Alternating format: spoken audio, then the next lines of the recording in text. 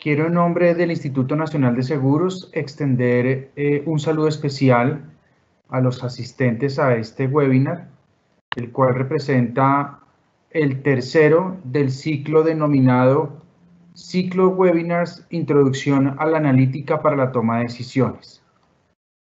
El webinar de esta noche se llama Casos e Iniciativas de Analítica de Big Data en el sector seguros. Está a cargo de nuestro docente Rafael González, a quien voy a presentar en este momento. Él es ingeniero de sistemas de la Universidad Javeriana, máster en ciencias de la computación y doctor cum laude en ingeniería de sistemas de la Universidad de Delft, en Holanda. Ha sido profesor e investigador en sistemas de información, pensamiento sistémico y gestión del conocimiento, además de consultor. Sus intereses académicos giran en torno al desarrollo de sistemas de la información desde un enfoque centrado en el diseño. Ha sido director del Departamento de Ingeniería de Sistemas de la Universidad Javeriana y director del Centro de Excelencia en Big Data y Data Analytics Alianza Caoba. Actualmente es profesor titular de la Universidad Javeriana. Antes de que nuestro docente comience, quiero comentarles que el objetivo de estas 3 encuentros que vamos a tener es el abrebocas a las formaciones y consultorías que vamos a desarrollar para el sector financiero y asegurador para el año 2021. En alianza con Alianza Caoba, institución que está auspiciada por el Gobierno Nacional, el Departamento Nacional de Planeación, por las universidades Javeriana, EAFIT y CESI, y por organizaciones del sector empresarial como IBM, SAS, Nutresa, Bancolombia, con quienes el Instituto Nacional de Seguros ha desarrollado una alianza para poder llevar a cabo formaciones y consultoría de cara al próximo año 2021. Sin más, los dejo con nuestro docente Rafael González para que demos inicio a nuestro ciclo final de webinars denominados Introducción a la Analítica para la Toma de Decisiones. Muchas gracias, profesor González. El público es suyo. Gracias, Miguel. Gracias, Andrea. Y gracias a todos ustedes por participar de esta nuestra tercera sesión. En la primera sesión veíamos un poquito qué es eso de la transformación digital en contextos de ecosistemas abiertos en términos de tecnologías, de instituciones, de países, de disciplinas, y cómo algunas de esas se pueden aterrizar particularmente a través de la analítica, analítica que ha ido evolucionando y se le ha dado énfasis justamente a partir de ese componente de Big Data, grandes volúmenes de datos, tanto internos a las compañías como al sector, o fuentes externas tipo redes sociales. Vimos cómo eso podría impactar particularmente en la toma de decisiones, vimos algunos modelos de toma de decisiones, vimos modelos de madurez en los cuales cada compañía debe autodiagnosticar en qué fase está para ver qué tanto puede apalancar sus iniciativas. Y hoy lo que vamos a hacer es entrar un poquito más en detalle de algunos de esos casos. Habíamos visto que la analítica puede tener múltiples sabores, múltiples tecnologías de apoyo. Puede ser descriptiva, puede ser predictiva, puede ser prescriptiva. Y en ese sentido, pues no hay una sola forma de hacer analítica, pero vamos a tratar de concentrarnos en aquella analítica, digamos, contemporánea que se basa en el uso de machine learning o aprendizaje de máquina, y cómo eso se puede articular a ejercicios particularmente desde el sector seguros. Nosotros desde Alianza Caoba pues hemos trabajado en el sector financiero, hemos trabajado en el sector de consumo masivo, hemos tenido otros clientes, pero no hemos trabajado directamente con el sector de seguros. Entonces yo lo que voy a hacer es inicialmente presentar una estructura general del tipo de proyectos que se hacen con estas tecnologías. Luego, unos casos que identificamos específicamente en el sector de seguros como un ejemplo del tipo de cosas que se pueden hacer, y algunas consideraciones finales que ustedes podrían tener en cuenta como sugerencias o advertencias de los riesgos que hay asociados a este tipo de iniciativas. Entonces, inicialmente les quería contar una especie de caso genérico nosotros hablamos de pipelines o se puede hablar de flujo de trabajos básicamente o flujos de datos, porque básicamente estamos hablando de iniciativas donde los datos pasan por tuberías, por eso pipelines, donde cada paso dentro de esa tubería lo que hace es transformar esos datos, ¿cierto? Entonces, hay tuberías que nos ayudan a preparar los datos para ejercicios de analítica y luego hay otras tuberías que lo que hacen es con esos datos preparados ayudarnos a llevar a cabo el ejercicio analítico. Entonces, no siempre tienen que tener este orden, repito, esto es un flujo genérico, pero más o menos uno se encuentra con este tipo de cosas en general. Arrancamos en el lado izquierdo con unos datos que llamamos datos crudos. Esos datos crudos pueden ser datos internos de la organización, las bases de datos, digamos, que ya están en operación dentro de la organización. Pueden ser datos transaccionales, pueden ser datos de clientes, pueden ser datos de operaciones, pueden ser datos comerciales, de gestión humana, en fin, todo lo que está archivando la organización de manera estructurada y sobre lo cual seguramente ya en este momento y durante muchísimos años pues se han hecho informes, se han hecho ejercicios de inteligencia de negocios, se hacen consultas rutinariamente, etc. Normalmente esto está siendo, digamos, complementado en muchos casos con datos geoespaciales o datos georreferenciados. Entonces, si nosotros tenemos, por ejemplo, una cobertura nacional o internacional, no solamente nos interesa cuáles son las transacciones, sino que nos interesa saber de dónde están saliendo esas transacciones, con lo cual podemos saber exactamente de dónde se están generando geográficamente o nuestros clientes también donde están ubicados geoespacialmente para tratar de establecer relaciones regionales del comportamiento de ellos. Podemos tener datos que no sean nuestros estrictamente hablando, que pueden ser datos del mercado, pueden ser datos del sector de los seguros o pueden ser datos, digamos, de la economía nacional, de la economía global, o pueden ser datos abiertos, llámese, por ejemplo, los datos que libremente se pueden encontrar con redes sociales, por ejemplo, los datos de Twitter, aquellos que son compartidos. Podemos hablar de datos abiertos del gobierno, por ejemplo, si es que queremos hacer estudios, por ejemplo, de la contratación, miramos los datos de los contratos públicos que hay en las páginas, bien o mal, pero que son abiertos y sobre los cuales podemos hacer análisis. Entonces, todo esto serían potenciales fuentes de información que nosotros vamos a utilizar en nuestros análisis. El primer paso quizá es ese, ¿no? Tratar de identificar cuáles fuentes de datos tenemos disponibles, a cuáles podemos llegar a tener acceso, cuáles podríamos eventualmente comprar, cuáles hacen parte de nuestra red de socios, en fin. Y a partir de eso, pues de haber hecho un ejercicio, digamos, amplio de identificación de todas las posibles fuentes, tenemos entonces que acotar esas fuentes. Y eso quiere decir qué de todas estas fuentes vamos a utilizar. Quizá, por ejemplo, no nos interesan todos los datos de Twitter, de pronto solo nos interesa saber, por ejemplo, datos poblacionales. Es decir, quizá no nos interesa saber qué es lo que la gente está diciendo, pero de pronto quisiéramos saber cuánta gente es la que está tuiteando o qué edad tiene la gente que está tuiteando o dónde están los que están tuiteando.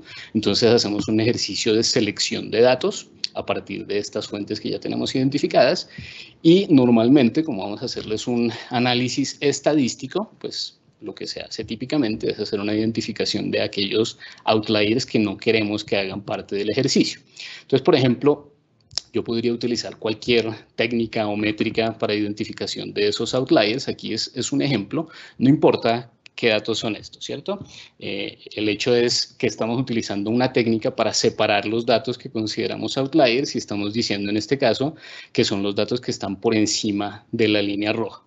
Ahora acá hay un punto importante que señalar. Esta línea roja no es una línea puesta por una máquina, no es una línea puesta por un robot, no es una línea puesta por un algoritmo, es una línea que pone un ser humano que determina, yo quiero que esta línea esté aquí, o yo quiero que esté aquí, o yo quiero que esté aquí. Es el ser humano, es el experto quien determina qué es lo que va a considerar outliers. Entonces, fíjense que aquí se requiere de un ojo experto de conocimiento del negocio, de conocimiento del contenido, porque yo podría decir, quizás si me voy hasta este punto, que el comportamiento efectivamente tiende a concentrarse en la distribución abajo de la banda y que yo podría decir que entonces los datos que están aquí arriba pueden considerarse como outliers. Por ejemplo, si estoy tomando datos de maquinaria, que es un caso típico para analítica, quiero hacer gestión de la operación de unas máquinas industriales, entonces yo podría decir, quizá estas mediciones que están aquí se deben a casos extraordinarios de operación de la máquina, o quizás si es que estamos operando a cielo abierto, quizá eso se debe a que en ese momento preciso hubo tormentas, entonces eso generó una interferencia y la medición viene con ese ruido adicional, entonces no queremos que ese ruido nos afecte el análisis, luego lo retiramos. Pero fíjense que si yo empiezo desde 150 para arriba quizá, empiezo a notar que el comportamiento de la distribución cambia, y de hecho aquí en esta cola pues en realidad los datos ya no están por debajo de la línea roja, sino que empiezan a estar por encima de la línea roja. Entonces hacer este tipo de cortes tan drásticos, tan radicales, significa que aquí puede estar ocurriendo algo y seguramente ya no va a obedecer a las mismas causas de aquellos outliers que encontré de este lado, porque posiblemente aquí pudiera estar asociado, por ejemplo, a una temporalidad, ¿cierto? ¿Qué ocurre a fin de mes o qué ocurre ciertos días o qué ocurre a ciertas horas? Entonces no es que este comportamiento sea atípico, sino que es atípico en relación con lo que ocurrió antes, pero en realidad es perfectamente normal para lo que yo esperaría aquí, y al poner esta línea roja, básicamente lo que estoy diciendo es no voy a incluir eso dentro de mi análisis. Entonces aquí lo que se sugiere es no tomar sencillamente los outliers desde el punto de vista estrictamente estadístico, sino que uno mismo se echa la soga al cuello. Eso quiere decir, si tú decides poner la línea roja acá, la sugerencia es, ve y revisa manualmente a ojo experto cada uno de esos punticos que tú dijiste que eran outliers. Entonces, si tu hipótesis es que son outliers, que son casos extraordinarios que no deberías incluir dentro de tu análisis, pues ve y los miras uno a uno a ver si eso es cierto o no. Y si no es cierto, puede ser necesario o que subas la banda del umbral de aceptación de los outliers o que manualmente incorpores esos datos dentro del análisis para no estar sacando información que puede ser valiosa. Después de haber hecho esa selección y ese filtrado de los datos, típicamente hacemos una unión, que puede ser un simple join en términos de bases de datos tradicionales, que lo que hago es cruzar tablas, básicamente, y si bien digamos que llevamos mucho tiempo diciéndole a la gente que no seamos tan dependientes del Excel y de la manera de pensar del Excel, en realidad estos ejercicios analíticos son muy de la manera de pensar del Excel más que de los tipos de bases de datos relacionales típicos. Normalmente lo que estamos haciendo es análisis sobre unas sábanas gigantescas, unas tablas gigantescas en formatos tabulares. Estos son los más bonitos y los más fáciles para aplicarles algoritmos de aprendizaje de máquina, donde normalmente pues vamos a ordenar o tener ese formato o ese archivo tabular a partir de una unidad que es la que nos interesa. Entonces, cada una de las filas pueden, por ejemplo, hacer alusión a esas máquinas que estamos midiendo, o pueden ser mediciones precisas dentro de las máquinas, o pueden hacer alusión a vehículos que estamos conectando con sensores, pueden ser individuos, pueden ser historias clínicas, pueden ser visitas, pueden ser tweets. Entonces, ahí me va a salir todo el chorrero de esos tweets y cada una de las columnas va a representar atributos o características de esos tweets o de esas historias o de esos vehículos, etc. Y ese pipeline entonces termina básicamente con típicamente una sola sábana gigantesca de datos en formato tabular, que ahí es donde va a empezar el análisis. Entonces hasta ahora no hemos hecho nada y sin embargo esto es fundamental tenerlo en cuenta porque a veces, muchas veces, la mayoría de las veces, incluso desde nuestra experiencia en Caoba, nos demoramos más haciendo esto, al menos desde el punto de vista analítico, quizá no desde el punto de vista del despliegue tecnológico, pero desde el punto de vista del diseño de la analítica nos demoramos más en la preparación de los datos que en la ejecución de los modelos. La ejecución de los modelos entonces seguirá un flujo de este tipo, donde yo lo primero que quiero determinar, por ejemplo, es cuáles son mis variables objetivo. Entonces, de esos datos que tienes en la sábana, ¿cuál es el que quieres predecir? ¿Cuál de esas columnas es la que tú quieres como target o como objetivo de tu análisis para poder hacer una predicción? Y yo le agregaría un complemento y es, bueno, ¿y esa predicción qué tan precisa necesitas que sea? Porque una predicción, si es que se trata, por ejemplo, de la predicción del mantenimiento de una máquina, yo quisiera que fuera supremamente precisa, que la predicción sea superior al 95%, pero si quiero predecir comportamiento de seres humanos, por ejemplo, Quizá cualquier cosa superior al 50% puede ser buena, cualquier cosa superior al 60% puede ser buena, al 70%, entonces es relativo a la calidad de los datos, relativo a la incertidumbre que hay naturalmente sobre esos datos y obviamente relativo a la capacidad que yo en este momento tengo de hacer esas predicciones versus lo que podría hacer con el apoyo del Machine Learning. Después de determinar esa variable o esas variables objetivos, lo que hago es un análisis de los atributos que voy a hacer que hagan parte de ese análisis. Entonces, una forma típica de hacerlo es utilizar simplemente estadísticas descriptivas y análisis de correlaciones para establecer parejas de correlaciones típicamente entre esas variables, y ese análisis me puede permitir inicialmente de manera escéptica o inocente de establecer qué variables pueden estar relacionadas, y donde yo encuentre una correlación fuerte, se sugiere no incluirla. Entonces, no solamente filtramos los outliers, sino que también queremos filtrar las correlaciones muy fuertes. ¿Por qué queremos filtrar las correlaciones muy fuertes?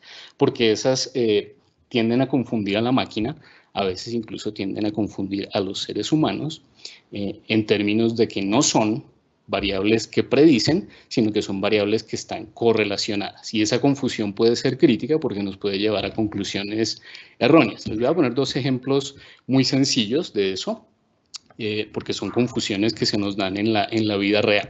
Existen estudios que demuestran, aquí ustedes pueden ver el enlace cuando les compartan la presentación, esto es un artículo publicado.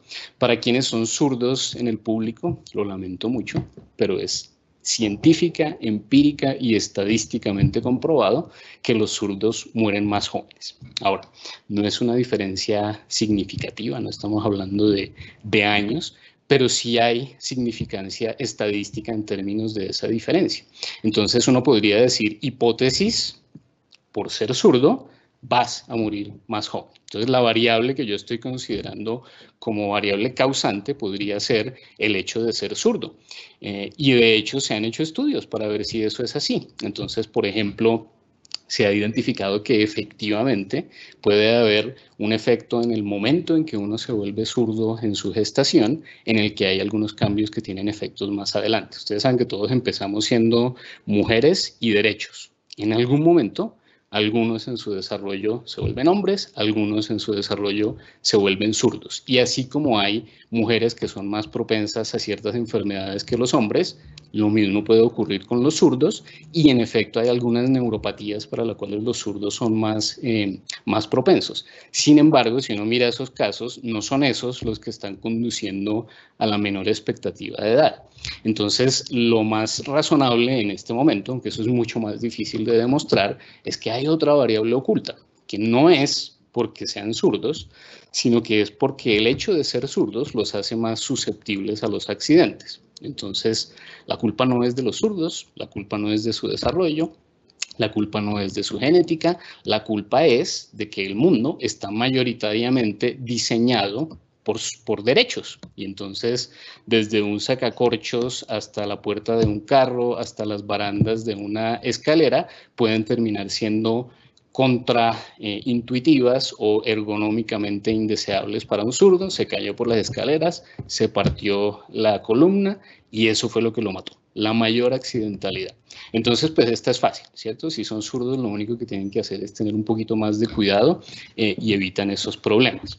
O, alternativa número 2, hay un estudio, es el estudio, aquí está el enlace para que lo vean, es el estudio más masivo que se ha hecho en términos de alimentación en el mundo, o sea, en el que han participado más personas durante más tiempo, durante muchísimas décadas participaron cientos de miles de personas en el estudio, y una de las conclusiones, la más fuerte desde el punto de vista de nuevo empírico, estadístico, es el ají reduce la mortalidad. Entonces, si eres zurdo, pues empieza a comer ají y compensas. O en general, ¿no? Si te gusta el ají, vas por buen camino porque el ají reduce la mortalidad.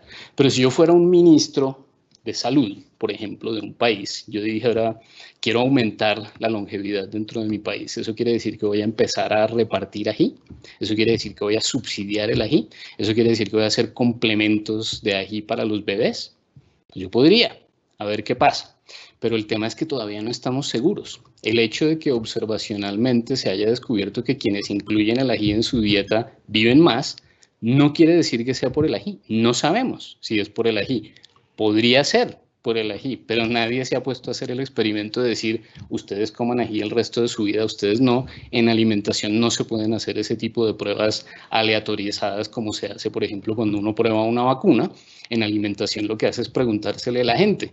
Y eso quiere decir que hay un montón de variables ocultas. Hay un montón de variables ocultas. O sea, ají no es lo único que comes. Hay un montón de cosas que puedes estar comiendo. Entonces, primero, pues este fue un estudio hecho solamente en la China.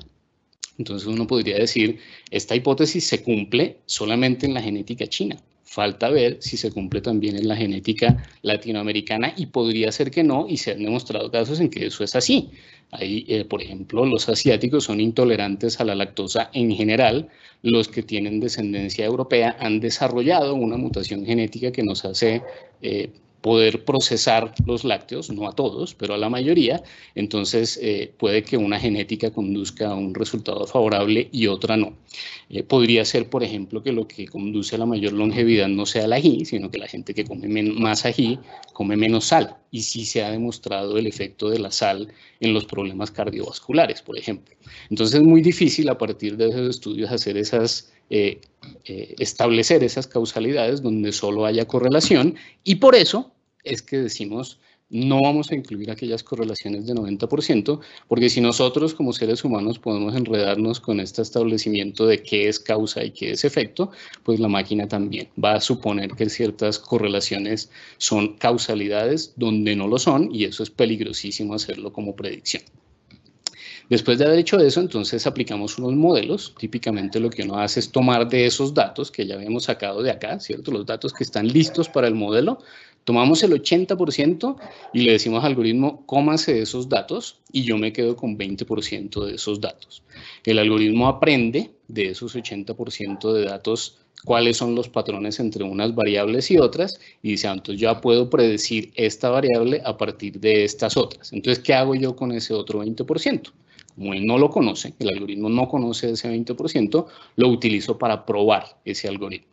Entonces, básicamente, le doy ese 20% y le digo, predígame el valor de la variable, pero se la escondo. Entonces, en el 80% le di la variable objetivo, en el 20% no se la di. Le digo, lléneme ahí los valores que usted cree que deberían ir ahí, los comparo con mis datos que sí tengo, y con eso hago una selección de modelos típicamente por competencia. Es decir, no hago esto solamente para un modelo, sino que lo hago para 2, para 3, para 4, y elijo el que tenga el mejor predictor. Es decir, el que tenga una predicción más cercana al 100%, que casi nunca es el caso. Por cierto, por eso les decía, a veces un 60% puede ser suficiente, puede ser satisfactorio.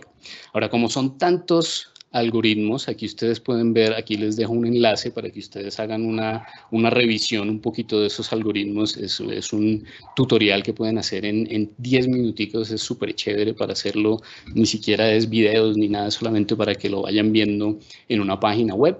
Pero como son tantas posibilidades de algoritmos, y es más, cada uno de esos algoritmos puede ser parametrizado de manera distinta, entonces pues ustedes se dan cuenta que hay una combinación, de una explosión combinatoria muy grande, con lo cual pues hay que tener mucho cuidado en esta selección. Se recomienda que sea un experto quien diga qué algoritmos son los que van a utilizar.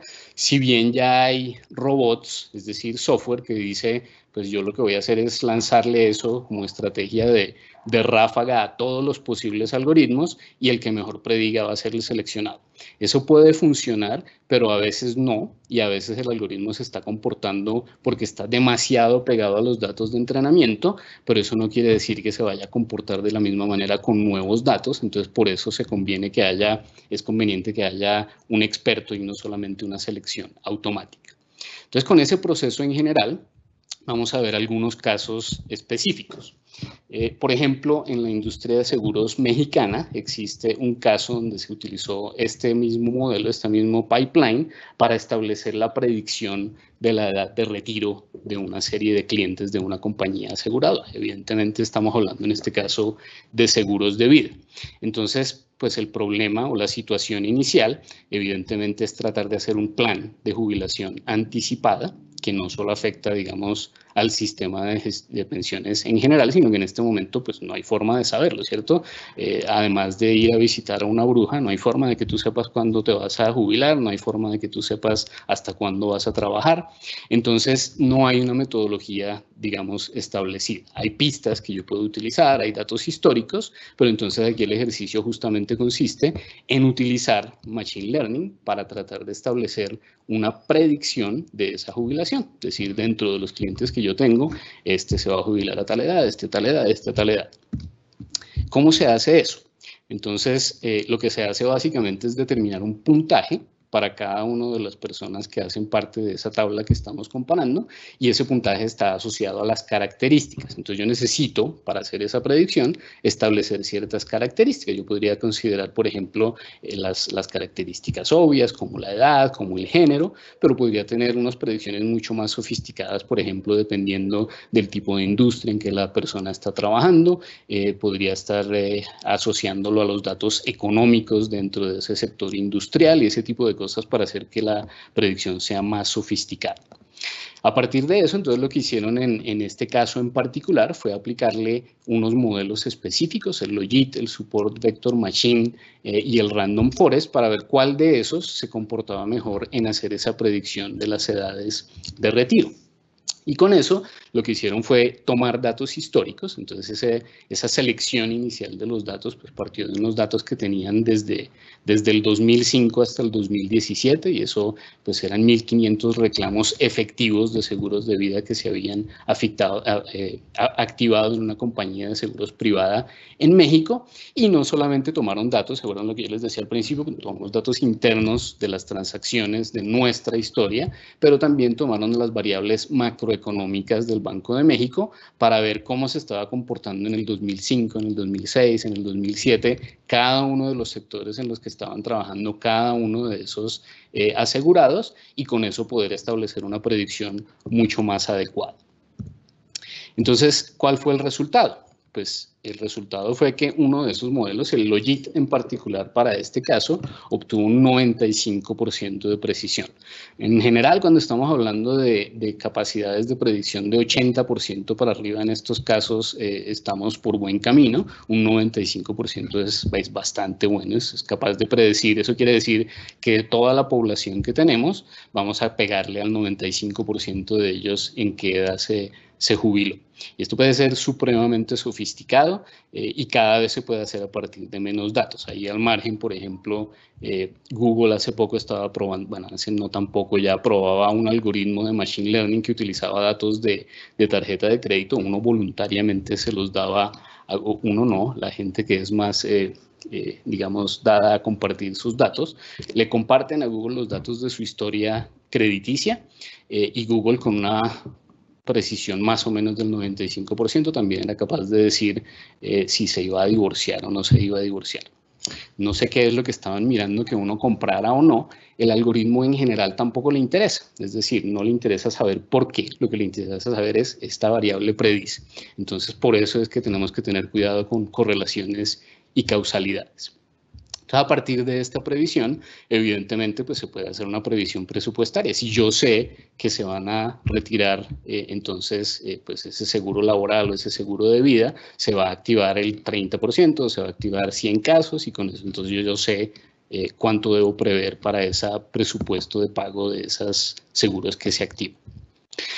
Y naturalmente, pues evidentemente eso lo que le permite a la compañía es tener un mejor proceso de toma de decisiones, que les permite mejor eficiencia en la gestión y mejor planeación con mayor certidumbre. ¿Qué tanta? Pues un 95%, que no estamos diciendo que arranca desde cero, pero ciertamente supera las técnicas tradicionales que estaban usando, al menos en este caso. Otro caso, pasando de seguros de empleo y seguros de vida a seguros médicos, es el de los wearables. Ustedes pues ya habrán oído mucho de esto. Así como yo puedo utilizar sensores en máquinas para poder hacer una predicción de su mantenimiento, y eso puede estar asociado a un mantenimiento asegurado, pues lo mismo puedo hacer en el caso de un aseguramiento médico. Yo puedo hacer utilizar sensores para que estén monitorizando la salud de esa persona, monitorizando algunos biomarcadores y a partir de esos biomarcadores pues también hacer ciertas predicciones que puedan ayudar a la medicina preventiva, por ejemplo. Ahora, esto desde el punto de vista tecnológico, vale la pena anotarlo, todavía no es suficientemente maduro. Digamos que hay unas cosas que tienen alguna validez clínica, hay algunas cosas que tienen validez desde el punto de vista de que ya hay datos que se han utilizado durante mucho tiempo y tienen cierta credibilidad, pero por otro lado, la manera en que esos datos se interpretan, la manera en que esos datos se dan a conocer a las personas, pues sigue siendo problemático. Entonces, por ejemplo, yo podría establecer perfiles de riesgo y establecer esos perfiles en relación con la edad, con el género, con el estilo de vida, con la ocupación, con el estado económico. Entonces, fíjense que no solamente es medirte tu cuerpo, sino medirte también tu trabajo, medirte de dónde vives, medirte tu actividad, lo que estás haciendo. Entonces pueden ser cosas muy sencillas, desde la gente que desde hace muchos años utiliza aplicaciones o en su reloj o en su teléfono para ver cuántos pasos está dando al día, hasta aplicaciones o aplicaciones integradas también a relojes inteligentes que te ayudan, por ejemplo, a hacer un seguimiento de la frecuencia cardíaca. Insisto, algunas de estas cosas ya tienen validez clínica, por ejemplo, en términos de frecuencia cardíaca es bastante bueno, es bastante preciso, ya ahí podemos tener unos resultados creíbles. En términos de presión arterial la cosa cambia, ¿cierto? Ustedes saben que normalmente cuando uno se va a tomar la presión arterial, pues lo que le hacen es ponerle algo que le tapa la presión un momento para poder liberar esa presión y eso es lo que me permite establecer el torrente como aumento de presión. Pero en ausencia de eso, entonces lo que yo puedo hacer y lo que algunos relojes ya de Samsung, por ejemplo, son capaces de hacer, es medir el torrente sanguíneo a partir de una imagen, miren el flujo de la vena directamente cómo está fluyendo o de las arterias que conducen a la muñeca. Tiene que haber una calibración inicial con un tensiómetro, digamos, clínicamente validado y después de esa calibración es bastante cercano. Sigue siendo inferior al de un dispositivo médico con todas las de la ley, pero ya es algo que no necesita apretarte para tomarte la presión arterial. El nuevo Apple Watch también es capaz de medir la oximetría, es decir, el nivel de oxígeno en la sangre. Es bastante bueno, ya también tiene algunos resultados clínicos, pero en lo que no es bueno es en su interfaz. O sea, la tecnología, los sensores están avanzando, pero las aplicaciones todavía son bastante débiles. Y hay muchos casos de usuarios con el último, el que acaba de salir, que además es carísimo. Esto es parte todavía del problema. Estos componentes todavía no son tan económicos. Pero ahora en este caso lo que yo puedo hacer es, por ejemplo, dormir con el reloj puesto. Me toma la oximetría durante toda la noche y eso podría ser, por ejemplo, un determinante de si yo tengo problemas pulmonares, de si yo sufro de apnea del sueño. Y lo que pasa es que algunos usuarios han reportado que una noche les dice, váyase a urgencias porque usted está grave, o sea, si no tiene COVID, tiene neumonía. Y hay otros casos donde le dice, usted tiene pulmones de bebé. Entonces, la precisión depende un poquito, obviamente, de en qué posición estás durmiendo, depende de la propia fisionomía de tu cuerpo, de tu posición. Entonces, todavía esto está, digamos que en desarrollo, pero ya hay bastantes cosas que se están dando.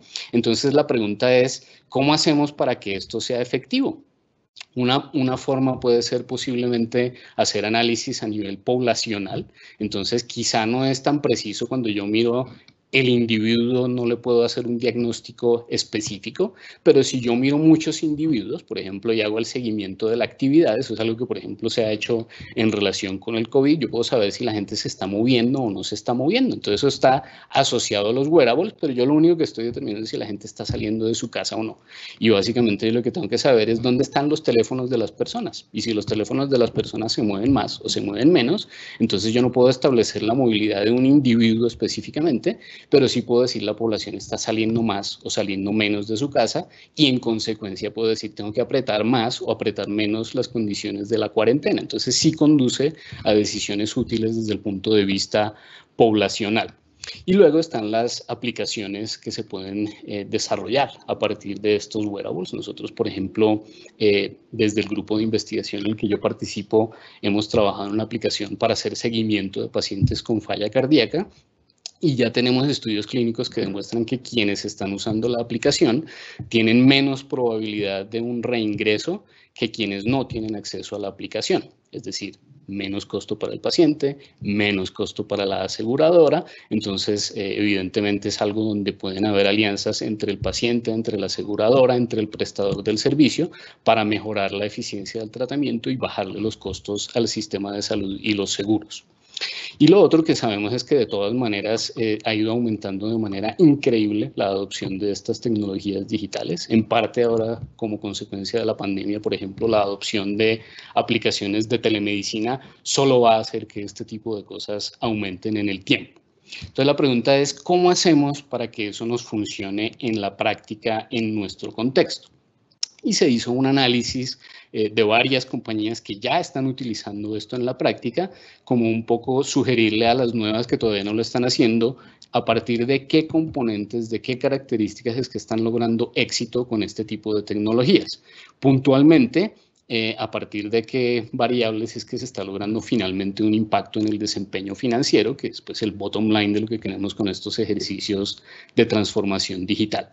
Entonces lo que se hizo fue establecer cuáles son las capacidades con las que cuentan aquellas empresas que están abordando este tipo de iniciativas y a partir de esas capacidades cómo se están integrando al uso de esos datos obtenidos con dispositivos móviles y cómo a partir de esa combinación entre capacidades y datos, entonces hay o no hay impactos en el desempeño. Entonces el estudio incluye tanto casos exitosos como casos menos exitosos para tratar de establecer cuál ha sido aquellos factores que conducen al éxito de este tipo de iniciativas. Y lo que se ha demostrado es que este modelo, digamos, demuestra lo que ha sido más efectivo en los casos que se han investigado.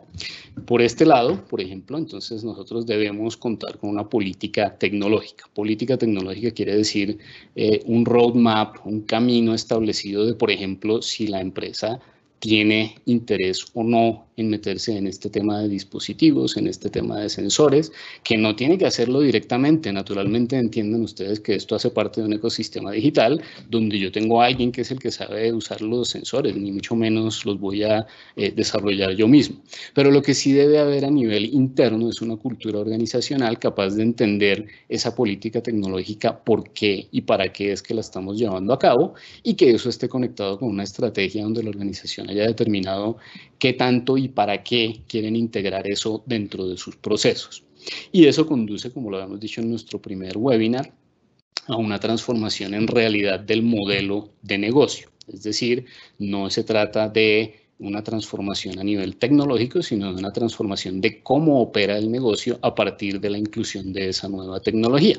¿Cómo demostramos que estamos logrando eso? Entonces, lo que hicieron los investigadores fue medir esto cómo conduce a innovación en términos de productos, por ejemplo, aplicaciones móviles para hacer seguimiento de pacientes de algún tipo, cómo conduce a iniciativas de gestión de conocimiento, es decir, cómo logramos que ese modelo de negocio no solamente nos sirva para que nos suene la flauta una sola vez, sino que en la medida en que nosotros somos capaces de, por ejemplo, desarrollar una aplicación exitosa en pacientes de falla cardíaca, entonces hacemos un ejercicio de gestión de conocimiento para decir, bueno, ¿y ahora cómo tengo que hacer para trabajar con otra especialidad y trabajar con los pacientes que sufren de diabetes, por ejemplo?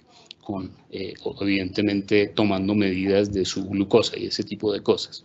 Y cómo eso hacia adentro no es suficiente que tenga un impacto, sino cómo eso está articulado a impactos en el servicio al cliente. Es decir, el modelo de negocio no solamente me sirve a mí para generar nuevos productos y aprender de ellos, sino que debe conducir a que yo le preste un mejor servicio al cliente, que por ejemplo en el caso que yo les estaba comentando, de hecho es así. O sea, imagínense en la práctica un paciente que sale de la clínica de falla cardíaca de un hospital de alta complejidad y lo que le dicen es tome este brochure, en una semana lo llamamos.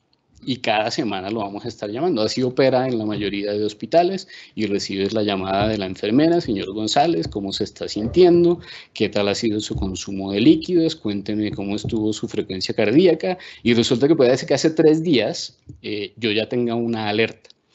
Y como no me llamaron sino una vez cada semana, entonces el tiempo de reacción ante esa alerta va a ser mucho más lento, sin contar con el hecho de que luego cuando tenga esa alerta, pues seguramente me van a hacer ir hasta allá físicamente o van a tener que hacer una consulta. Los procesos son tan demorados que no solamente el paciente siente, digamos, mejora en su salud, sino también en su servicio. El servicio quiere decir que en este momento, cuando estamos teniendo una alerta, la clínica de falla cardíaca se entera inmediatamente de esa alerta, la enfermera le comunica al médico, a veces incluso le envía un WhatsApp, el paciente tal está teniendo la alerta tal, el sistema le recomienda a la enfermera incluso qué es lo que hay que hacer, específicamente, por ejemplo, puede ser, hay que alterar la dosis, la dosificación de una medicina. Algunas enfermeras ya están certificadas para poder cambiar esta dosis, lo consultan con el médico y en cuestión de minutos, cuando el médico les dice adelante con el tratamiento, a través del sistema se hace el cambio, llaman al paciente y el paciente al día siguiente ya cambió su dosis y eso quiere decir que en una semana no tuvimos que llamarlo para que se hospitalice, sino que va regulando y no solamente eso, sino que, insisto, la calidad del servicio va a ser mejor para él. Se empoderan los pacientes y eso hace que adhieran mucho más a su tratamiento, que es lo que hemos podido demostrar. Y pues al final sí, evidentemente esto resulta en que tenemos un mejor desempeño desde el punto de vista financiero. Ahora, eso no viene sin algunos warnings, sin algunas advertencias, sin algunos problemas. Ustedes los han visto en la práctica. Piensen, evidentemente, pues si yo estoy, por ejemplo, haciendo sensor sobre un vehículo o lo estoy haciendo sobre una persona, pues eso quiere decir que estoy vigilando a esa persona. Entonces, siempre que estamos hablando de vigilancia, tenemos que tener mucho cuidado. Y tenemos que tener mucho cuidado porque, por ejemplo, tomemos este caso. Supongamos que queremos utilizar grandes volúmenes de datos para cambiar la manera en que estamos haciendo la cobertura en general de nuestros seguros. Cambiar el modelo solidario. El modelo solidario consiste, ustedes lo conocen mejor que yo, pero a mí me gusta asociarlo básicamente a, vamos a compartir la cuenta, ¿cierto? Salimos a un restaurante y vamos a repartir la cuenta. Y de entrada no nos conocemos, entonces decimos, pues vamos a repartirnos la cuenta por partes iguales, ¿cierto? Todo el mundo pida libremente y nos repartimos la cuenta por partes iguales. Y todo el mundo dice, bueno, puede que yo salga perdiendo, puede que salga ganando, pero como apostémosle a solidaridad, todos pagamos lo mismo. Eso es muy distinto que si tú sabes con quién vas a salir a comer y conoces a tus amigos y sabes que tu amiguito es bastante comelón y siempre acompaña su comida con una botella de whisky de 18 años. Entonces tú dices, con este sí no voy a repartir la comida mitad y mitad porque yo sé que va a terminar gastando más que yo. Entonces es un modelo de aseguramiento completamente distinto que se posibilita a través del Machine Learning. Ahora, esto, así como es una oportunidad para la compañía de seguros, también puede convertirse en una amenaza. Por ejemplo, ese hecho de nosotros cambiar el principio de la agrupación, que justamente lo que hace es distribuir el riesgo, pues básicamente lo que pone es en tela de juicio precisamente ese modelo de solidaridad en el aseguramiento. Entonces, lo que se hizo fue un análisis social de las consecuencias reales que ya ha habido o que se anticipan o que la gente opina que se pueden dar los expertos en términos de analítica predictiva utilizando este tipo de machine learning, por ejemplo, para determinar los precios de las pólizas. Entonces, en el mismo sentido en que yo podría decir, repartámonos la cuenta del restaurante según la cantidad de comida que cada uno pues va a consumir, más bien en este caso estamos haciéndolo en términos de pólizas de seguro. Entonces el riesgo va a estar distribuido de manera desigual como de hecho es en la práctica. Lo que pasa es que no conocemos muy bien ese riesgo. El Machine Learning nos permite conocer ese riesgo. ¿Cuál es el problema de hacer eso? Pues que en la medida en que yo pueda tener esos distintos predictores, lo que voy a poder hacer es tomar decisiones automáticas y esas decisiones automáticas quieren decir que yo voy a poder tener una precisión mucho más alta sobre el riesgo de un individuo o el riesgo de una empresa en términos de su póliza de seguro. Pero ¿qué pasa si yo puedo conocer eso? Pues eso quiere decir que yo voy a tener que justificar esa diferencia en precio. O sea, si lo que le estás ofreciendo a la persona es, tranquilo porque usted tiene menos riesgo, entonces le voy a cobrar menos, nadie se va a quejar. pero el caso inverso va a ser súper problemático. Usted está en más riesgo, entonces usted tiene que pagar más. O sea, esto quiere decir, señor, le vamos a estar analizando su dieta, por ejemplo, para ver usted qué come, y dependiendo de si usted está comiendo grasa saturada o no, entonces su cuota de seguro va a ir subiendo. O esa aplicación que te cuenta los pasos y a ver qué tanto trotas, entonces ya no solo es para que publiques en Facebook con tus amigos y digas todos los kilómetros que has corrido, sino que si eso lo tiene tu asegurador, entonces tu asegurador puede decir, si no estás corriendo lo suficiente, el mes entrante pagas más. Entonces eso va a empezar a generar una cantidad de problemáticas. Supongamos el caso de los vehículos. Entonces yo puedo tener toda clase de sensores para ver cómo se comporta ese conductor. Y yo puedo utilizar eso para establecer la prima. Entonces yo digo, si tú eres un conductor que conduce con mayor riesgo, te cobro más. Si eres un conductor que conduce con menos riesgo, te cobro menos. ¿Cuál es el problema? Pues que eso permite ciertas, digamos, personalizaciones útiles, ¿cierto? Yo podría decir, por ejemplo, señor, usted es un usuario que usa el carro únicamente los fines de semana para hacer mercado, pues no me pague lo mismo que el taxista que sale todos los días y cubre cientos de kilómetros. Entonces, según el uso que usted le dé, yo le voy a cobrar. Y además, según la manera en que usted maneje, yo le voy a cobrar. Eso suena bien en principio, eso suena justo en principio, pero ¿cuáles son las posibles desventajas de hacer esto? Por ejemplo, algunas personas podrían decir, pues yo no pago porque algunos van a terminar pagando mucho y algunos terminan pagando muy poco. Entonces ese desequilibrio pues genera una alteración importante en el modelo de negocio y posiblemente pone en riesgo su sostenibilidad. O podría que la gente se niegue a compartir esos datos. Digo, pues si eso significa que de pronto me van a terminar cobrando más, yo no voy a querer compartir mis datos. No, señor, pero es por su bien, es para prestarle un mejor servicio. Sí, es para cobrarme más, entonces yo no quiero compartir esa información.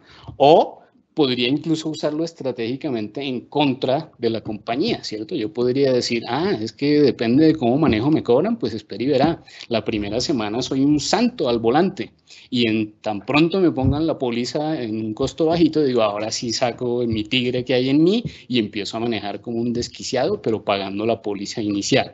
Entonces eso puede uno decir, no, pero entonces es cambio de póliza en tiempo real y ¿quién se le mide a eso?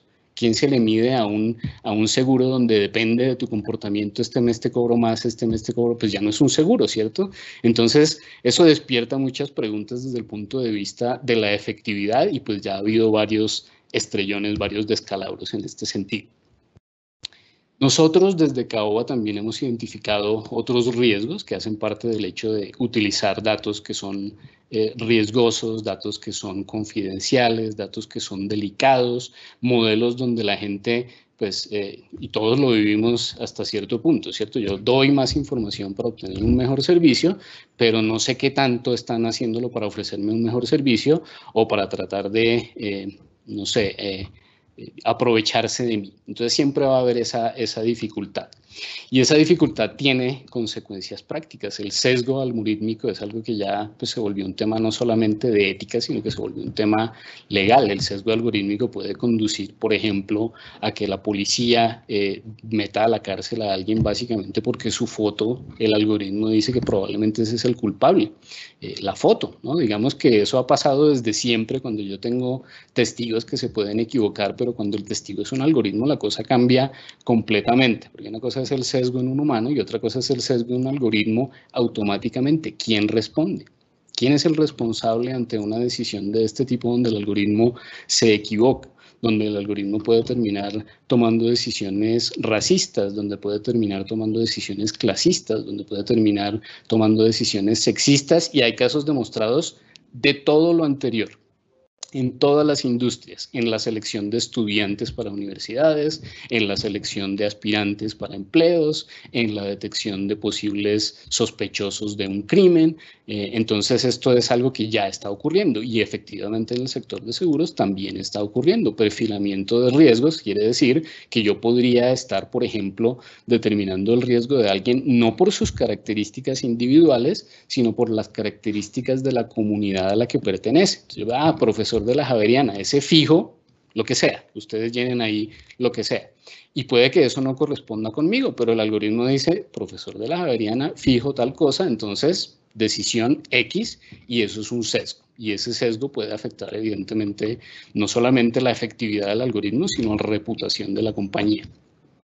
Y puede ser más grave, ¿no? Puede ser que no solamente nos equivoquemos en la toma de decisiones, sino puede que estemos faltando a la ley de protección de datos, a veces sin darnos cuenta.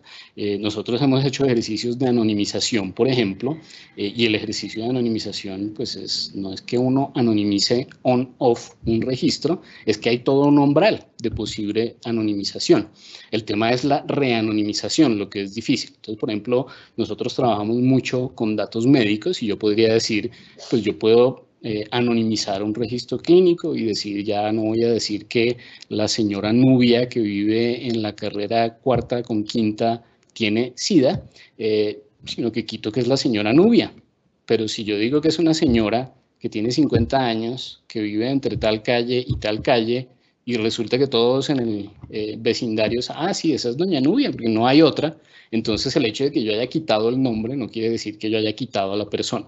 Hay otras múltiples formas, así como yo puedo establecer el riesgo de la persona a partir de su comunidad, también puedo saber quién es sin directamente asociarlo a la persona, que es otra de las dificultades para nosotros como individuos de protegernos. Yo podría decir, yo no comparto mis datos con nadie, entonces estoy seguro. Pues sí, pero tu amigo igual te está tomando fotos y publicándolas en Facebook. Entonces, ¿cómo controlas la información que de ti otros están publicando? Eso es distinta que la que tú decides no publicar. Entonces, eso nos pone en dificultades en términos de gestión de protección de datos personales.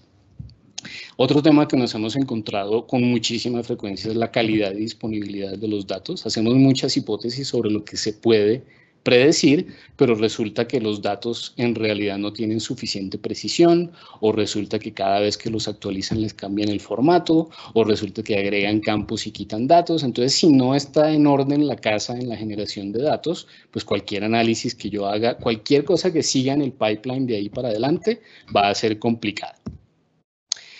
Y obviamente lo que habíamos hablado la semana pasada, todo depende de la capacidad, de las habilidades internas que tenga la organización para poder llevar esto a la práctica. Entonces, esto no es para que sientan temor ante este tipo de iniciativas, ni mucho menos, sino para que tengan en cuenta este tipo de cosas en las que en general la gente se está estrellando y eviten esos riesgos cuando aborden este tipo de iniciativas, que hay que abordarlas, hay que hacerlo, pero hay que hacerlo de manera responsable, progresiva y teniendo en cuenta estos posibles riesgos. Eso era lo que quería contarles el día de hoy. Entonces, tenemos unos minutos para preguntas. Muchas gracias. Muchas gracias a ti, Rafael. Tenemos una pregunta en el chat. Invito a los demás asistentes, si tienen preguntas, que las escriban mediante el chat. Camilo Flores nos menciona, ¿cómo incorporar la temporalidad, cuándo ocurre, y espacialidad, dónde ocurre, en un modelo de aprendizaje de máquina con sus supuestos estadísticos, por ejemplo, la heterogeneidad espacial o la tendencia en los datos temporales? Pues eso es de las cosas típicas y que con más frecuencia se están haciendo en este momento justamente. Digamos que yo siempre he podido hacer eso, tener en cuenta temporalidad o tener en cuenta geoespacialidad. Lo nuevo es que hay unos algoritmos que son mucho más sofisticados para procesar ese tipo de datos. Entonces, pues, ¿qué es lo que hay que hacer? Únicamente anotarlos. Eso es todo. En la medida que yo tenga etiquetados los tiempos con el nivel de granularidad que yo necesite, ¿cierto? Hay cosas que yo necesito saber minuto a minuto qué está pasando. Por ejemplo, piensen en publicidad asociada a un partido de fútbol. Yo podría decir partido de fútbol dependiendo del minuto del partido, pero también dependiendo de los goles que nos hayan hecho y los goles que hayamos hecho. Yo podría establecer entonces si a la gente lo que hay es que venderle cerveza o pastillas para la depresión, dependiendo de lo que esté ocurriendo en ese momento dado. Entonces hay algoritmos que ya son capaces de determinar eso. Lo que el analista debe estar en capacidad de determinar, no el algoritmo, es cuál es esa unidad de análisis que nos interesa. Entonces, ¿realmente te interesa saber minuto a minuto lo que está pasando? ¿O es suficiente saber día a día lo que está pasando? ¿O para ti es más bien mes a mes lo que está pasando? Ese nivel de granularidad es mejor que lo determine el analista para facilitar el ejercicio de analítica. Lo mismo ocurre con la con la georreferenciación. Entonces nosotros, por ejemplo, en este momento hemos hecho varios ejercicios para apoyar todo el tema del COVID para el Instituto Nacional de Salud, para el Ministerio, etcétera. Y este tema de georreferenciación pues depende de los datos que tengamos, ¿cierto? Uno quisiera tener una precisión absoluta para saber manzana por manzana qué es lo que está ocurriendo, pero si no hay esos datos a nivel epidemiológico, si no tenemos aplicaciones de contact tracing, pues de nada me sirve tener ese nivel de granularidad, lo podemos visualizar, pero no nos va a decir nada. Entonces, para los datos que sí tenemos, por ejemplo, el ejercicio en Bogotá en particular nos está dando buenos resultados a nivel de UPZ, que es más preciso que a nivel de localidad, pero no, si nos vamos a nivel de barrio ya no es tan preciso. Entonces, digamos que los algoritmos son, lo que uno hace es correrlos y uno dice, pues vamos a ver qué precisión tienen cuando yo voy a mirar a nivel barrio, qué precisión tienen cuando miro UPZ, qué precisión tienen cuando miro localidad, o si me toca mirar por municipio. Eso ya va a depender de la calidad de los datos y de las predicciones que yo quiera hacer, pero a nivel algorítmico digamos que no hay ningún reto técnico de incluir estos datos. Es más la calidad y el propósito lo que hay que definir. Camilo pregunta que cuáles son esos algoritmos que mencionas. Depende del caso y nunca hay una sola respuesta. Nosotros lo que hacemos típicamente es, digamos, hacer un análisis de trabajos relacionados. Tratamos de encontrar un caso que sea lo más parecido a lo que nosotros queremos hacer. Normalmente tenemos en cuenta la literatura publicada, entonces yo en general nunca recomiendo como vete por árboles de decisión o vete por, no, eso depende del tipo de datos, si vas a usar redes sociales, si vas a usar georreferenciación, si tienes muchos datos históricos, si están muy o poco dispersos, si se van a estar actualizando con mucha frecuencia o no. Entonces todas estas consideraciones empiezan a decirle a uno, puede que estos te sirvan, puede que otros no, pero casi siempre la respuesta es, podría ser 1, 2, 3 o 4, eso tratamos de encontrarlo en la literatura. Ustedes pueden usar incluso Google Scholar para un primer ejercicio donde quieren saber, por ejemplo, predicciones específicamente para edad de jubilación y van a encontrarse varios casos y dicen, bueno, típicamente la gente está usando y no van a ver uno, sino que van a ver varios de esos algoritmos. Luego lo que hay que hacer es probarlo con mis datos y mis datos son los que me van a decir cuál es el mejor algoritmo en ese caso. Alguien nos menciona que qué ventajas tendrían los modelos analíticos comparados como por ejemplo con los modelos de supervivencia o estadística bayesiana. Pues la respuesta es un poquito la misma. La ventaja depende de lo que sean capaces de decirme sobre un conjunto específico de datos, porque de hecho esas técnicas ya hacen parte del arsenal de lo que se considera aprendizaje de máquina. Entonces yo podría incluir análisis de regresión, podría incluir redes bayesianas, podría incluir cualquier cantidad de técnicas que no son nuevas, pero que se han venido utilizando dentro de la estadística y que me permiten establecer esas relaciones entre variables. Y hace parte de las pruebas que yo estoy haciendo establecer cuáles son mejores que otras. Entonces, ventajas y desventajas siempre se definen de acuerdo con qué es lo que yo quiero predecir, con qué nivel de predicción y qué datos tengo para hacer esa predicción. Ahí, por cierto, yo creo que con Juan Sebastián lo que podemos hacer es nosotros, además de estos casos que les presentamos, identificamos más de una docena de otros casos, entonces les podemos hacer llegar esa lista porque cada caso tiene un conjunto de algoritmos distintos que ustedes pueden mirar más en detalle. No hay una respuesta genérica, insisto, sobre cuál es el mejor. Diego González nos pregunta, ¿qué también se han incorporado esas iniciativas de ciencia de datos en la industria aseguradora? Pues lo que nosotros encontramos es que dentro de la industria, digamos, financiera y de seguros, ha sido más fuerte los bancos que las aseguradoras. Llevan mucho más tiempo haciendo este tipo de ejercicios, pero se ha ido aumentando, digamos, en los últimos años y ya hay muchos casos. Dentro de esos que les vamos a compartir, pues pueden ver unos que ya son bastante exitosos. Ese modelo que yo les presenté sobre el desempeño financiero está basado en casos reales, donde ya ha habido casos de decir, hay gente que mide, esto significó un ROI de tanto, entonces pueden decir de qué tanto fue el éxito o no. Sin embargo, sigue siendo el caso que en relación con otras industrias, por ejemplo, ciertas industrias, particularmente, digamos, en el sector petrolero o el sector donde ya hay máquinas que tienen los sensores incorporados, pues es mucho más fácil porque los datos ya están ahí, ¿cierto? Entonces, en la industria aseguradora, lo que ha sido más difícil ha sido la obtención de estos datos. Si yo tengo datos directamente porque estoy proveyendo seguros a empresas, pues puedo hacerlo directamente con los datos de las empresas. Pero si yo estoy hablando de aseguramientos sobre individuos, sobre la población en general, pues en Colombia, por ejemplo, la penetración de los wearables todavía es insignificante, entonces ahí todavía estaríamos muy lejos de lo que puede hacer una compañía aseguradora en Japón o en Estados Unidos, donde son bastante comunes. William Archila nos pregunta, ¿qué tan relevante es incorporar o combinar estos casos de uso de analítica con programas de gobiernos de datos? Fundamental, fundamental. Es una de las, en el webinar de la vez pasada yo les presenté un modelo de madurez que presentaba todas las dimensiones de madurez que se deben tener en cuenta para iniciar un ejercicio analítico de transformación digital.